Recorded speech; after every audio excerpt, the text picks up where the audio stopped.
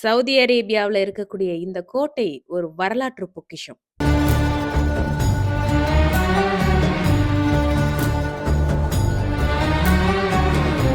கத்தீஃப் பக்கத்துல இருக்கக்கூடிய தாரூத் கோட்டை தான் இது. பார்க்க எந்த ஆர்ப்பாட்டமும் இல்லாம அமைதியா இருக்கக்கூடிய இந்த கட்டிடம் ஒரு காலத்துல பரபரப்பா இயங்கி வந்த ஒரு கண்காணிப்பு இடம்.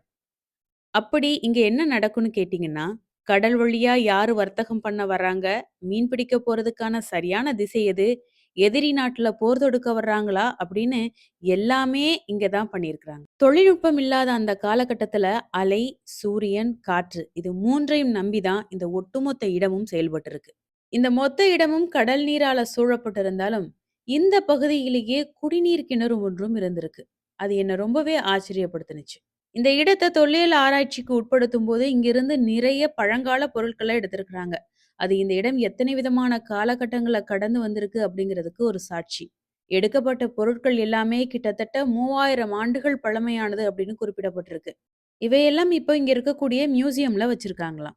குறிப்பா இந்த இடத்துல மெசொப்பொத்தேமியா ஆட்சியோட தாக்கம் இருந்ததற்கு அடையாளமா அவங்க வழிபடுற பெண் தெய்வமான இஸ்தார் அப்படிங்கிற தெய்வத்தோட சின்ன சிலை ஒண்ணு கிடைச்சதாகவும், அது இப்போ ரியாத் மியூசியம்ல இருக்கிறதாகவும் சொல்லப்படுது.